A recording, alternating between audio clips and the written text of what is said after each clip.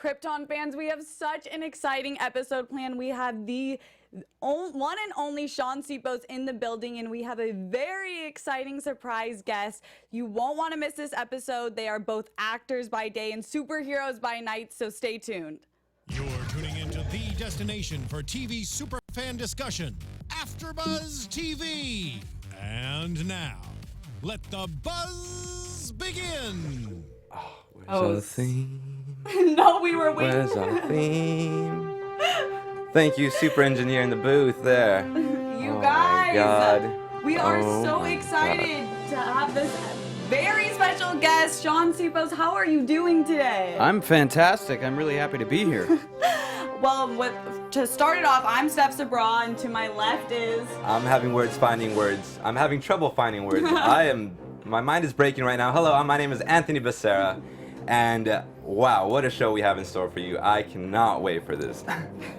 First off, Shaun, how are you doing today? Thumbs up. 2 thumbs up.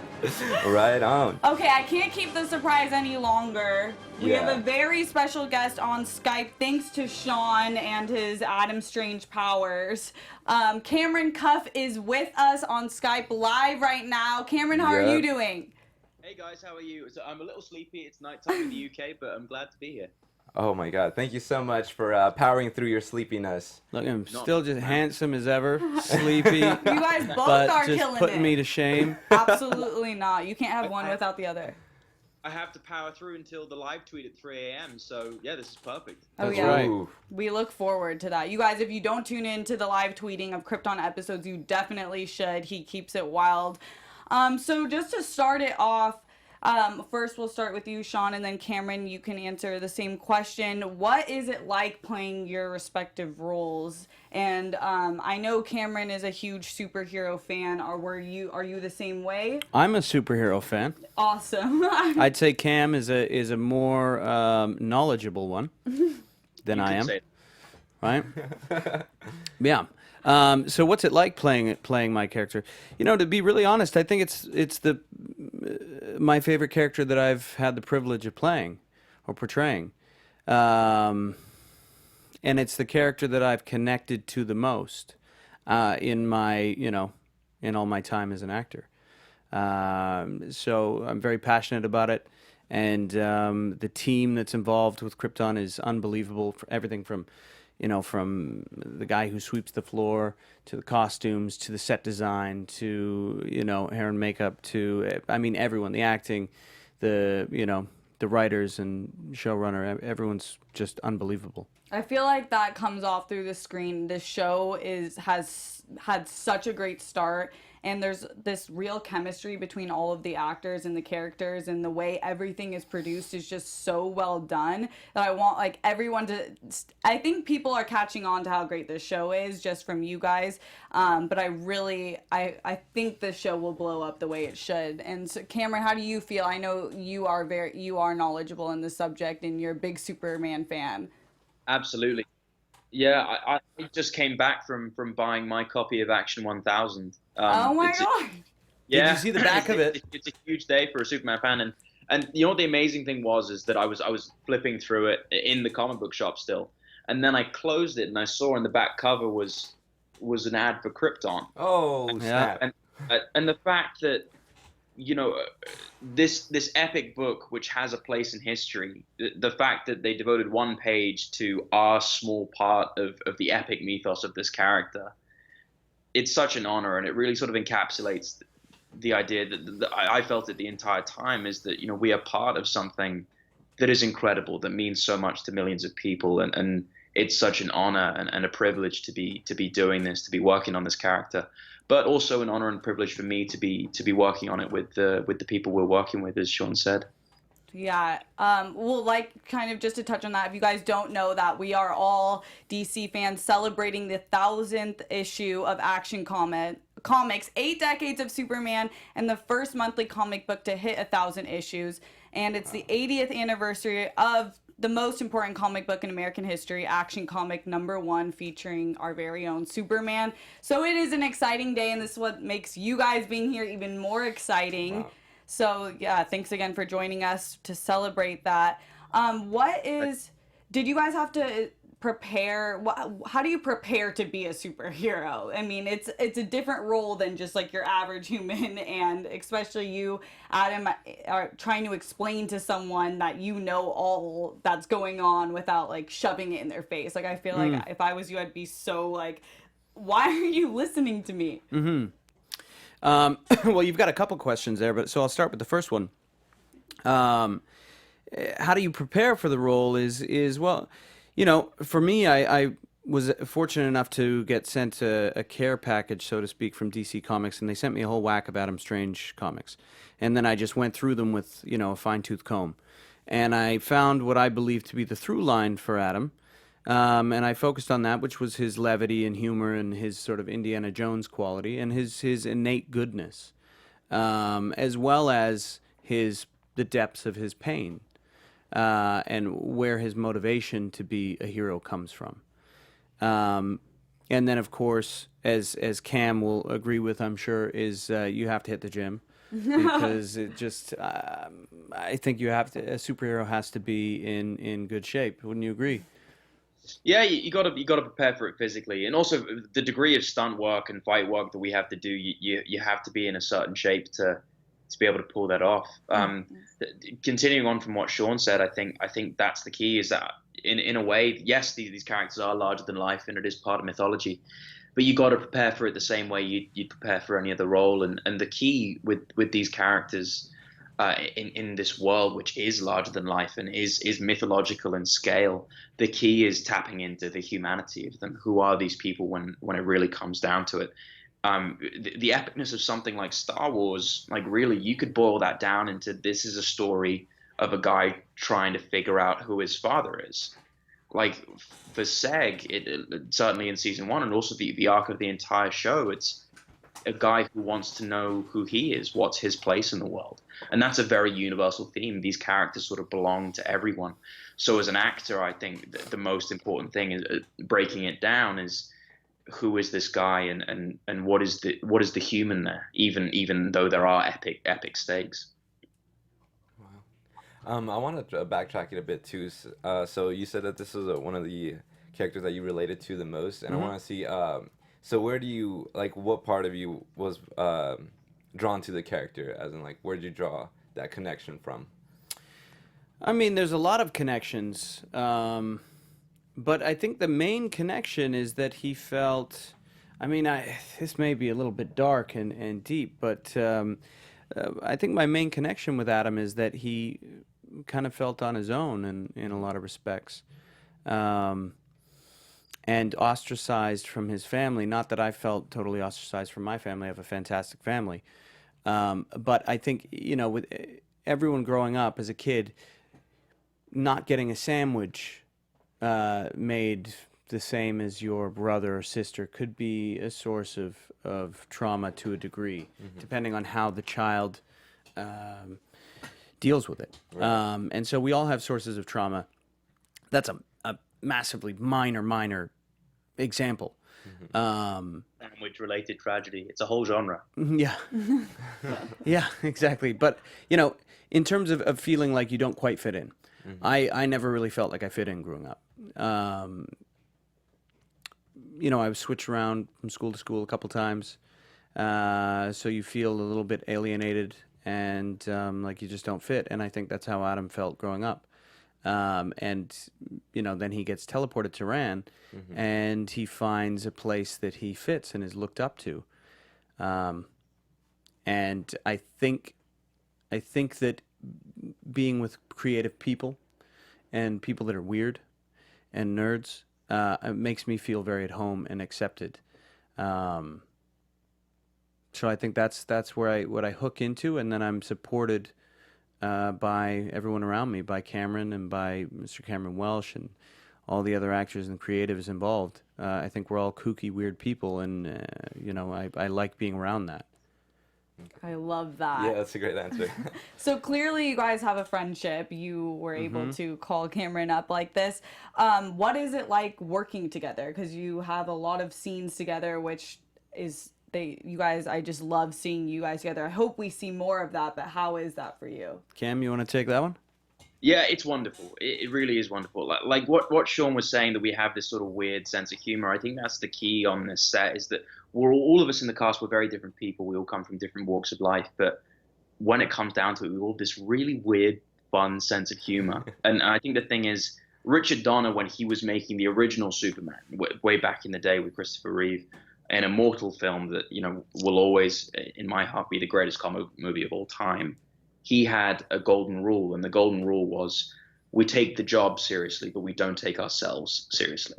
And I think that's such an important rule to remember. And I think that, especially like my working relationship with Shaun, it's exactly that. I love working with Shaun because he's a really experienced actor who loves the craft of it. We both love films. Like Cameron Welsh, our showrunner, sat us down and said, "Do you guys like Butch Cassidy and the Sundance Kid?" And that's Shaun and I's favorite film. And Yeah. Oh, wow. I That's think where it all that started. Is that where you got? Oh, sorry. I'll keep going, Cameron. Sorry. So in terms of like the job, yes, like we talk a lot about our craft and the scenes, and what's the most we can possibly get out of this scene? How can we squeeze every bit of drama or comedy out of it? But the fun is too, is that there's a lot of interplay and there's a lot of improv, and we have a lot of fun sort of, you know, going in and messing it up, shaking it up, seeing what we can do. And especially with this episode coming up, there's a lot of tomfoolery that made the cut. Which I'm There happy is. about. There is. All right. Yeah, but it's about that play, and you know, and there's something in the film and television industry. You have a thing called a chemistry read. We didn't get the benefit of having that, but fortunately for us, we have great chemistry. We play extremely well together, and we push each other. We challenge one another, and so we are constantly adding a rung to that ladder. So there's no one-man show. So it's an ensemble show, and I think that the best thing about this ensemble is that it really forces you to up your game as a person, but also as an actor. That's interesting. You talk about how you improv. I was curious about how the lines are written, how you guys are actually taping it, because I love how Krypton is a pretty serious show, but you both bring this comedic stance, especially Adam Strange does when he's trying to drill stuff into Seg's head and he doesn't want to listen. Is that you improving off the lines, or how are those lines written for you guys? I would love to take all the credit for that, but it's really it's some of it is me, some of it is Cameron, and some of it is the writers and Cameron Welsh. And I have to give credit to our showrunner, to Cameron Welsh, because he is really diligent and goes through the cuts and finds those gems, and is like, we're going to keep that, we're going to put that in there. You know, and I think he's incredibly smart. I think that a lot of the life and the character is in the mistakes, is in the things that you didn't plan. That's the life. And you know, we've all done so much work on it that when you have those slips or those moments of play, I think that they're in the vein of the character. I don't think that anyone's just putting them in for self-serving reasons. Absolutely. They serve the story. So, you know, I think it's a big credit to him to go through that and be like, nope, I like that, and we're going to keep that. Because a lot of people, you know, they get stuck to what they've written and what's been approved, and they go, no, we're going to stick to that. But the smart ones go, listen, we know that you're good at what you do, and we know you put your work in, and we believe in the story, and we find gems, and we keep them. And does that like entail kind of more of a, not like super lax, but more of a like less pressurized shoot when they have that Yeah, it's much more confidence supportive. in you? It's more supportive. Okay. You know, it's like one of the best things that I think you can say to anybody is not how to do something, but to go, I'm excited to see what you do every day.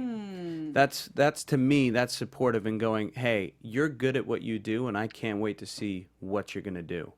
I love that. I know, that's really great. And you know, and I gotta say, every day on set with Cam, I'm excited to see what that motherfucker does. Pardon my French. I'm excited to see what he does and what he brings, because it's spontaneous, and then it causes me to be spontaneous, and it just it starts to become like fireworks, where things are just playing off one another and dancing. So Likewise, brother. I think that's the thing, though, is like, you know, you're always looking, like we were saying before, you're always looking for the humanity in it. And our writers are brilliant. They've written us really wonderful, layered, complex characters.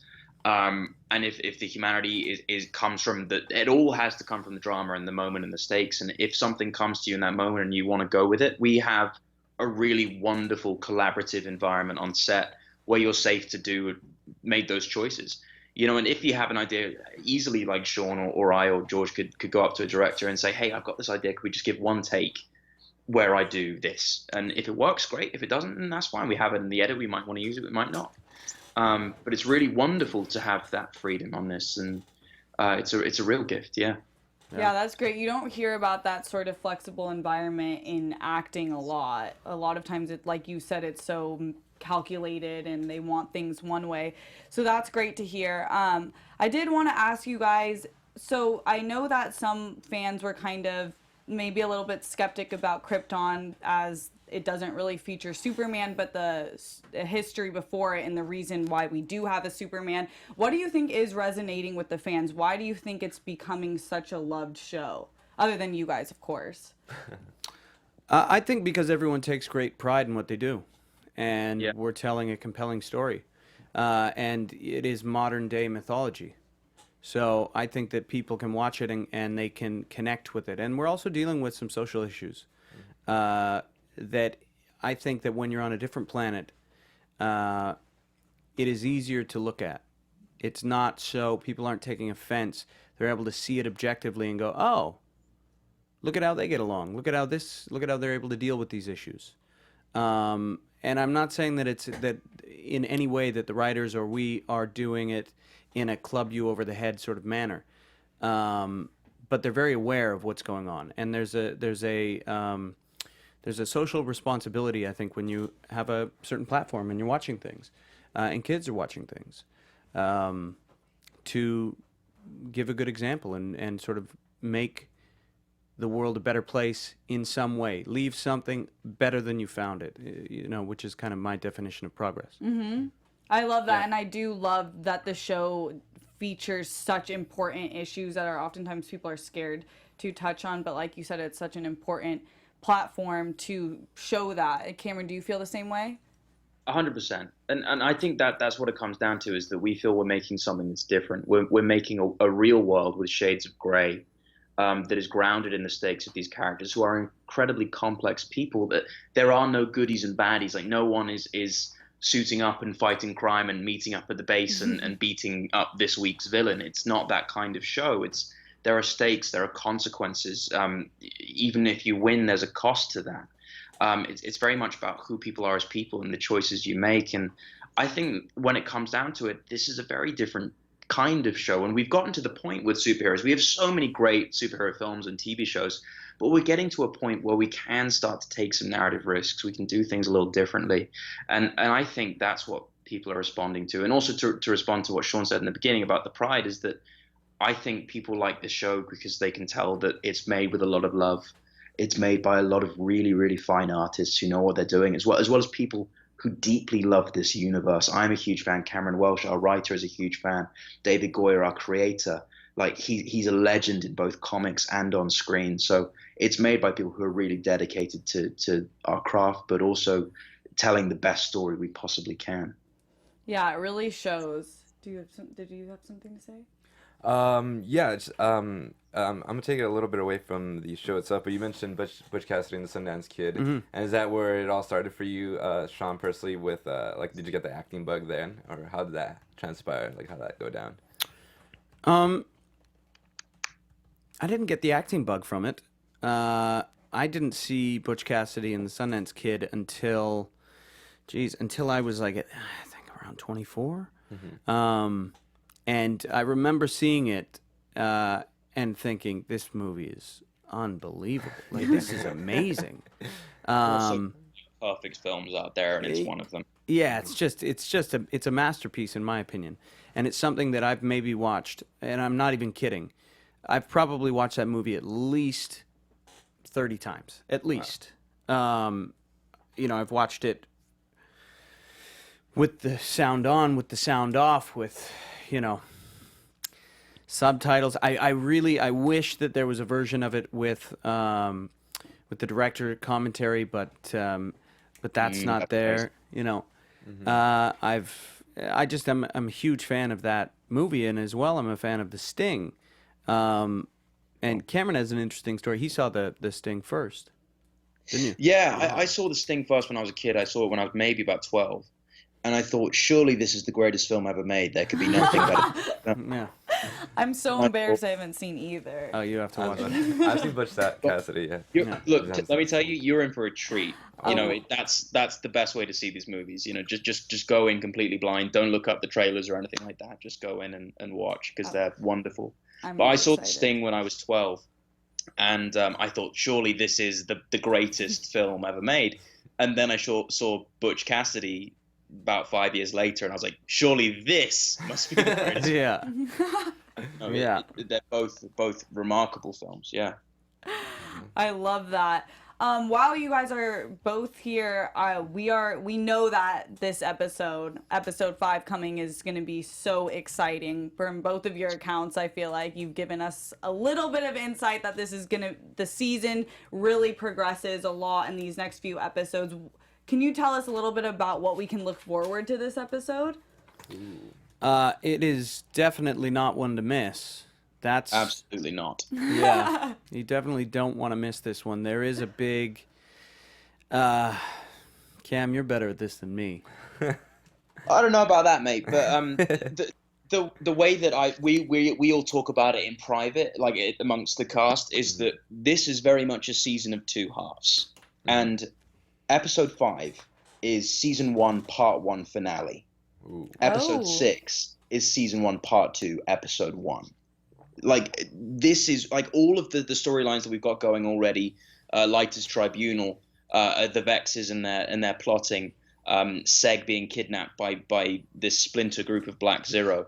That all sort of comes to a head, and I've also been saying with Shaun as well, sort of 1 through 4, we've been laying the pieces on the board. Episode 4, the game sort of starts, but episode 5, we completely flip the table. Like, we've been saying for a long time, this show is not the show that you think it is. Can you see their reactions right now? No, they can't see. I'm sweating, if we're being honest. No, but do you guys see why I brought him on this show? This is why. Okay, so it sounds like it's gonna be the climax to the first part of the first season, in a sense. Very much. Yes. And leads into what this show really is. I've been saying for a very long time, this show is not what you think it is. Yeah, we are even weirder and wilder and crazier than you could possibly imagine. And episode 5 is where you start to see why. Yeah, this if we're gonna use the chess analogy, a pawn has made it to the end of the board and is about to be queened. Oh, okay. Right? Would you say we're about to get another queen on the board? Yeah, Yeah. I'm so excited. All right. Well, I'm So, hyped. God damn, I wish that I had that one on the Nerdist earlier. Yeah. I gotta You write heard that it down here after. first, people, on AFTERBUZZ TV. That's a quote for sure. Oh my goodness. Speaking about your characters in general, though, we do get really good character development. I feel like this show really specializes on story plot and really building this whole world for us. Are we, especially with Adam Strange, are we gonna get? How do you start season 1 in terms of your development as your own superhero, and how will you end this season? With what you can tell us. Yeah, that's a tricky. Like, what stage are you in your superhero ship? Are you familiar with the hero's journey, like For the Joseph most- Campbell or? Like Star Wars, kind of. Yeah, well, so Star Wars is essentially crafted with Right. Joseph Campbell Oh, okay. and the hero's journey, which is the hero, has a call to adventure, and then he rejects the call to adventure, and then he responds, and then he begins his journey into the dark forest. Right. Through all the trials and tribulations that test him and cause him to grow, and then eventually culminating in his facing the dragon and beating that beast, and becoming the hero and bringing the knowledge of his herodom and all his experience back to the world. And for Adam, this is the very beginning of that journey. So this is before he is a superhero. This is before he's put on that costume, and he is attempting. So he has just responded to the call to adventure, and with that call if you think about that, with that acceptance of that call and going into it, comes a whole lot of questions, of doubts, and also of the other one on your shoulder telling you to keep going forward and keep doing it and keep doing it. You know, and you also get a helper along the way. And, you know, I believe that Adam has a few helpers in here. Among one of them, I believe, is Val, is Seg's grandfather. Oddly enough, and because they kind of have a relationship that has some friction at times. But he really sort of helps to propel him at a point during the season when those voices are very loud for Adam. So you get to see him go through, start on the journey through the dark woods. That's kind of how I can explain it without giving away any spoilers. No, that's great though, because I was a little slightly confused as to, because I did a little character corner on the show, and I learned about Adam Strange and his background. And it was that he went to the planet of Ron, I believe. Mm-hmm. So, but I wasn't sure in this canon, like, where exactly are we starting off with? Well, he's been to Ran. Okay. And he has his Zeta beam. Mm-hmm. Yeah. But he's not in the way that you think. Mm-hmm. Because in the comics, it's like he's teleported to Ran accidentally. Right. And then, or not accidentally, he stumbles into the Zeta beam. It's not intentional that they're looking for Adam Strange, but they're looking for someone. Mm-hmm. And he gets teleported to Ran. And then in the comics, it's kind of, there's sort of a, I don't want to say a dark period, but they sort of glaze over the period of him becoming the hero of Ran. And it's just kind of like, okay, cool. He gets taught in some ways of I don't want to say like a martial arts, but like in superhero ways. Mm-hmm. He learns how to handle himself. Right. He's given weapons. He's enhanced as a human being. His vision gets enhanced. Jedi training. Yeah, kind of Jedi training type of stuff, but it's very glazed over, and then it's sort of he's the hero of Ran. Mm-hmm. And this we're filling in here where like how he becomes that guy. So you really get to see that stuff that isn't. It's the same with Krypton, you know, in that sense that it's not really gone in depth. And what we're doing is we're exploring what has not been explored, you know? Yeah, I love that. I know, I think that's what's so exciting. All the cast is a young crew where they're just like you said, it's about the decisions you make and what you choose to do with what you're given. And I think Lyda, Seg, and Adam are all inherently really good, but I love that we get to see their progression as people in their own skin and within Krypton. It's really exciting to see. What was your guys' favorite episode to film? Was there one specific episode, and what's your favorite episode to watch? Cam? Well, I got a series of them. I'll tell you, the first one was episode 5.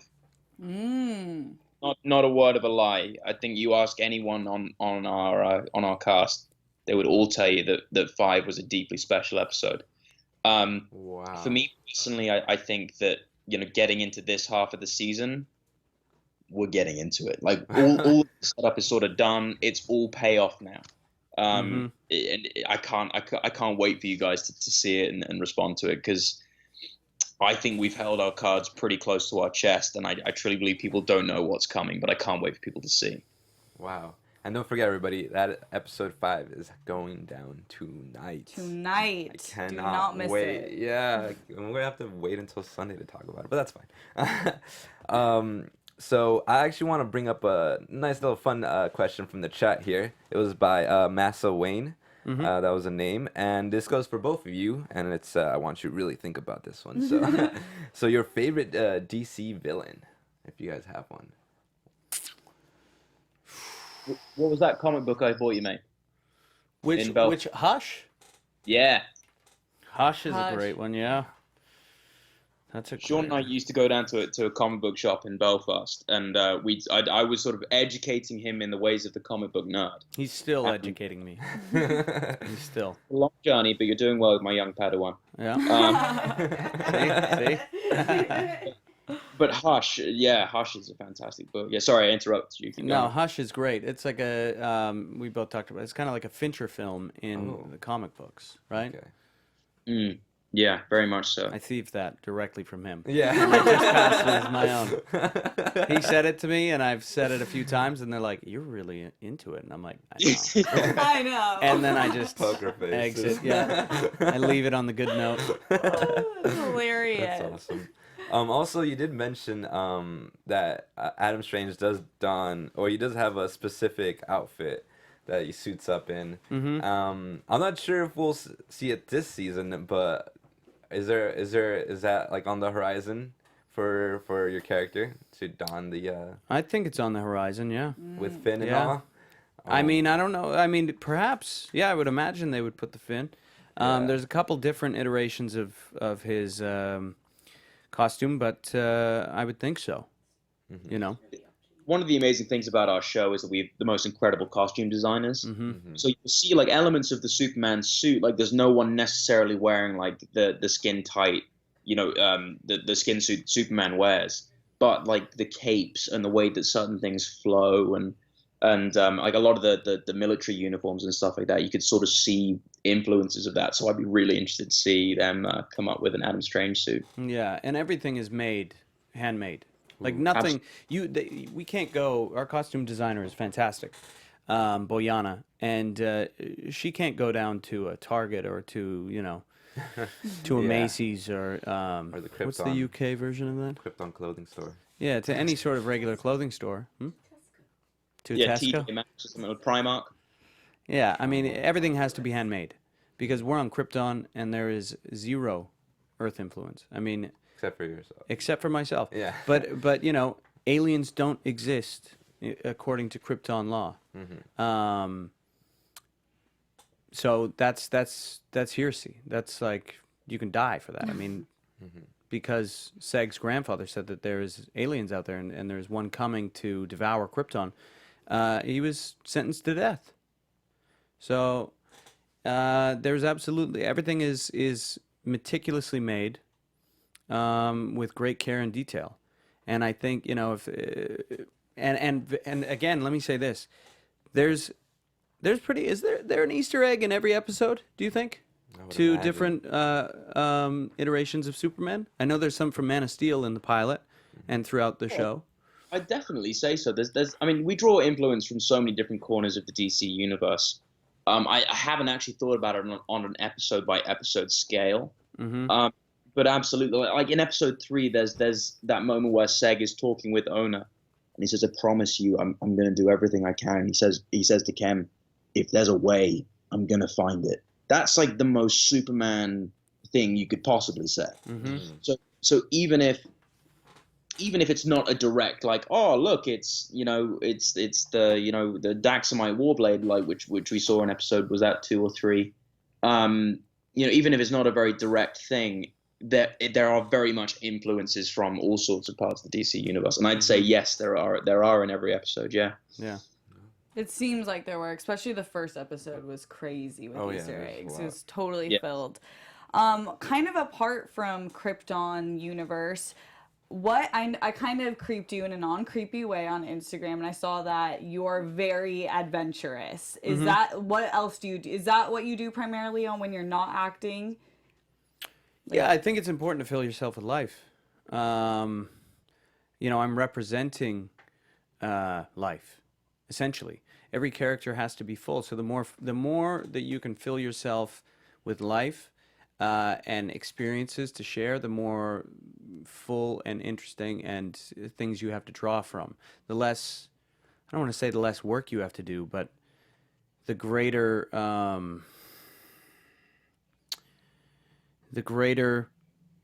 spark you have to share, I think. So I think that's important. Shaun is giving us straight fire advice, you guys, so I hope you're paying a lot of attention to all the life advice he's provided us today. Cameron, what about you? What do you do on your off time? I do adventurous. I motorbike and I mountain climb. I certainly don't play my PlayStation 4 and read comics all the time. PlayStation 4, that's where it's at. So I'm an adventure. Do you think that we're going to be getting a call from any of our bosses at any point? Oh, you mountain biking or climbing mountains, mountaineering, huh? Yeah. Dirt biking? Yeah, they probably keep you guys on lock from that. I played sports in college, and we were not allowed to do anything outside of the sport, just in case of injury. Is that Really? what? Do you guys have to sign that kind of stuff? No, but I think that I think that there's a certain level of responsibility when you do these things, but at the same time, do them responsibly is what I think. Because Like, if you even within the show, like we have an amazing stunt team, and I personally I like doing as many of my own stunts as possible. I did 98% of my stunts, I would say, but there were like 2 stunts in the show that they just said we highly recommend that you don't do them. And if they say that, then that's fine, because it's not about me or my ego. It's if I hurt myself, production gets shut down for 6 months, and then a bunch of people might lose their job. And it's that sort of thing. It's like you got to be responsible. You got to think about it with your head. And yeah. I actually wanted to touch on some of the stunts. So, Cameron, we did see you get choked out not too long ago by what I call Romniac, when it was Rom taken over by Brainiac. Indeed, yes. And I just want to know, Shaun, do you have any like upcoming stunts where you get down and dirty? Because I remember Cameron did punch you in the face. He's punched me a few times. Are you gonna be doing any punching soon? Do I do any punching? Not yet. Not yet. Although I am trained, so we hopefully will get into that. But there are some stunts that I do. There's a few stunts, but I have most of the time it's the stunt team doing them. Unless Cameron's punching me, then him and I just go to work. Then gladly. That's funny. You have to be so patient in that. You're the most patient character. Everyone else kind of jumps the gun, Seg and Lyda, but you're like have to just deal with them not knowing things. Well, it's. I think the big thing is a matter of going like, there's 2 things. One is the Warrior's Code, which is you don't want to act out of emotion, right? You need to stay calm if you're to achieve your objective. And Adam's objective is very clear. He needs to save Superman. And if he goes and gets into fisticuffs with Seg and they start throwing bombs at each other, that's just going to create an enemy, and then there's no way that he's going to be able to befriend him. So he has to remain calm. But then through the journey that they take, I think they genuinely develop a deep friendship and like for one another. And they work really well. Cam and I continually talk about that they're sort of like Butch Cassidy and the Sundance Kid, and they, they're accomplices in what they do, and they're a great team. So yeah, I gotta say. Go ahead, Cameron. Yeah, it starts as a sort of begrudging respect, and I think that's the thing is like Seg. As much as Adam is on the hero's journey, Seg sort of looks to him to see what that journey's like, because Seg is a reluctant hero. He doesn't think of himself as the guy. He doesn't think of himself as a leader. He just sort of feels that he's a dude. And to see Adam, who knows Kal-El, who's met his grandson, like, that's the thing about Adam, is that he's the only one who knows. He's been there. He's seen the future. He's friends with the guy. Like, that's the power of Superman, is that you see how much he's affected someone's life, even though he's not around. And for Seg to see that in Adam is immensely inspiring, even though he might not necessarily want to admit it. Yeah, and as well that the the El family has been cast into shame, and to then say, no, your grandson is the greatest hero ever. Yeah. So your family is not a source of shame by any means. Your family is the greatest saving grace in all of the universe. Yeah, as long as I don't make a mess of things. Yeah, I did want to just like say that I appreciate watching you guys work on the show and your characters, because like you have such a cool dichotomy where it's like you're so level-headed, where you're able to think things through and kind of be very suave as to like how you approach things, while Seg is a little more hot-headed, and he does go with that emotion as well. And I believe like as more as we've been seeing the story progress, you guys kind of sort of balance each other out. And then I'm starting to see that you guys are gonna be like the dynamic duo of this show, and it's gonna be so awesome to see. And And that's cool because and personally I relate more to Adam Strange because I'm also more like that. I kind of take a breather and I'm more calculated as to like how I approach things. Like just how like you brought up to Seg as in like, you know, get access to those data banks and maybe we can find some proof of Brainiac, and then from there, if there's no proof, you can go ahead and off the counselor. I forgot his name. Darren. Darren Vex? Darren Yeah. Vex, yeah. And I just thought that was so brilliant because that's just like a smart. It's like you're playing to his logical side, although he's very emotional, and Yeah. Yeah. So it's really and like it used to when I was reading the scripts, I was like, God, like it used to frustrate me that Seg would be so rash, and I was thinking, well, like he surely couldn't be that kind of guy. And I thought, wait, no, he is. He's deeply angry and deeply hurt, and as a human, he's been robbed of so much of his family, of his history, of his personality. And he's looking for things to sort of fill that emptiness. And in many ways, it's his relationship and his friendship with Adam that sort of brings him back on an even keel. Yeah, because yeah, that's a great point. Because yeah, you were robbed from so much. Like you should have had a life of, in a sense, of luxury, but it was robbed. But also like how you portray your character, you're not like super bitter about it, which is something that I appreciate. Because it feels like although you were robbed, you're still able to appreciate your surroundings and you find comfort in your friends such as Kem and now especially Adam. So I thought that's like really special.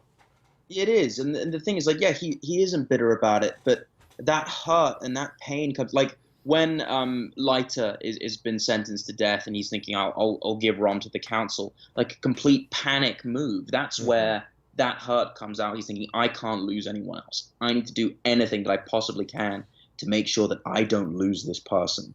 That's where the hurt is. That's where it really lies. And as far as Kem, like Kem is, for all intents and purposes, Seg's brother. You know, he's the last member of Seg's family. You know, Seg and Kem are sort of, they're everything to each other. And the fact that Adam is sort of coming in on that relationship that's years long, there's a wonderful sort of interplay there, like where, yes, at times we are in Adam's world and we're dealing with Brainiac and these things that are immensely foreign to us, but there are times where, guess what, mate? We're in Kandor now. This is our world. Yeah. Yeah, and there's a wonderful play that happens with Kem and with Adam as well, because I think there's a tinge of competition over Seg's, you know, attention. You know, Nice. Kem from a standpoint of, hey, this is my best friend, and who is this guy that's coming in here? And then Adam going, I need Seg's attention, otherwise bad things are going to happen. And so there's a bit of that. There's that interplay that happens. That is an interesting point. We are running out of time, but before we wrap things up, we do have a special giveaway that Anthony can bring up for us. Yeah, I'll take over from here. So yeah, so pretty much I had the idea. I was like, oh, Adam Strange, we're gonna have him on. I was like, oh, cool. Planet Detroit. Yeah, from the planet Detroit. So I went out and I actually bought this hat, and so I try to get it as close to the show as possible. So it's even nice and flimsy, like how that looks like the one on the show. That definitely looks like the one on the show. Amazon. So yeah, and actually, I was hoping if you could sign it. Yeah, I can and that'd absolutely. Be awesome. So you're gonna sign it on This air. is Jeff Johns would be incredibly happy about this. There you go. And then so pretty much this hat will be given away to our fans. So it's gonna be for a giveaway. So how do you enter this giveaway? So it's gonna be up for about a week. So just comments on this video below. And what I want you to comment about is about how much you love Adam Strange and also Seg-El on Krypton, and also how much you love the show in general. And we'll be reading all those comments. Ooh, look at that. Real quick. Ooh, nice signature, by the way. Fresh. That's great. Unfortunately, Cameron, you're not here, but that's okay. That's right, and his mate Cameron. It would work. Yeah. All right. So yeah. So just going back. So yeah, comment and rate on this video. And so next week we'll announce. We'll read through everything. We'll announce the winner, and then we'll have an email in the description for you to email us your information, and we'll be shipping that to you in the coming weeks.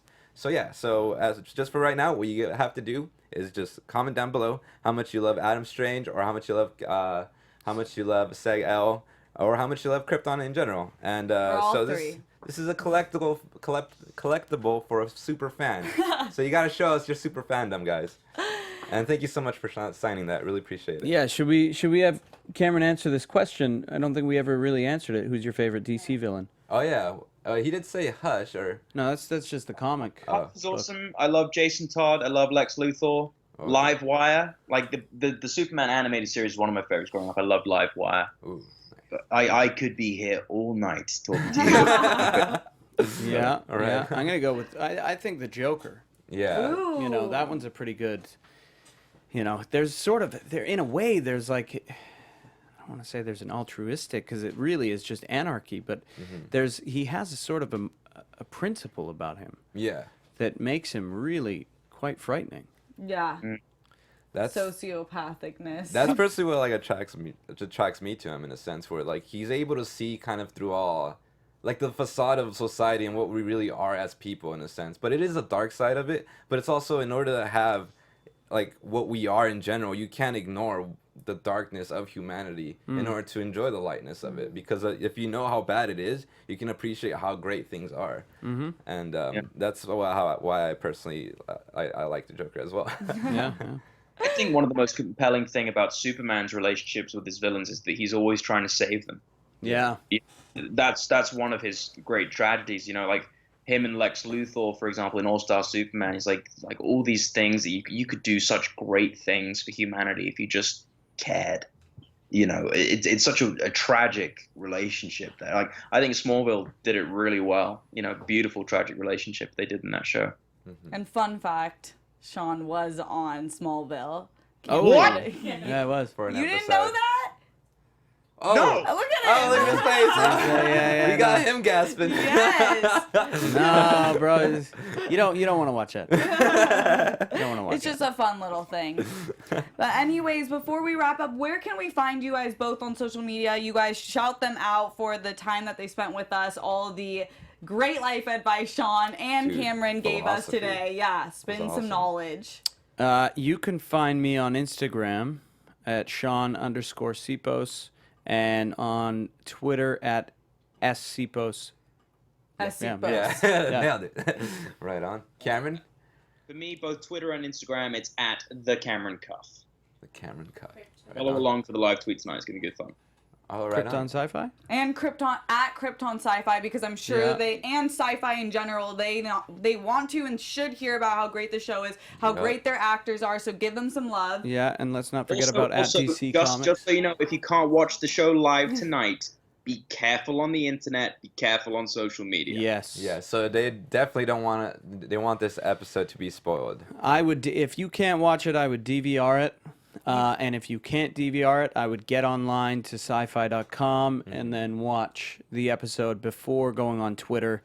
Myself, Cameron, I will be with the writer and director of the episode tonight. Cam, we wish you were there.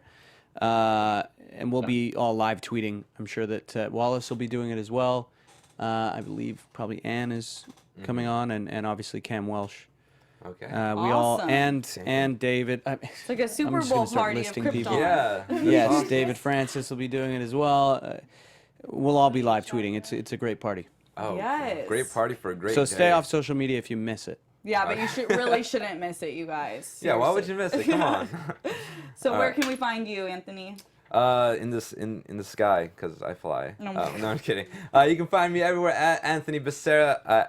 Oh no, wait, that's my name. My name's Anthony Beccera, but you can find me everywhere at Tony B Tony _ Again, it's just Tony B, the letter B, Tony _ And you can find me on Instagram and Twitter at Steph Sabraw. You guys do not miss the episode tonight on SYFY episode 5 of Krypton. Thank you guys so much for joining thank us. you. We Really appreciate appreciate it. and love your time, and we will see you this Sunday after Buzzers at 4 p.m. to debrief episode 5. So you won't want to miss that either. And we will see you on Sunday. Yeah, it's gonna be a big Bye. one. Peace out.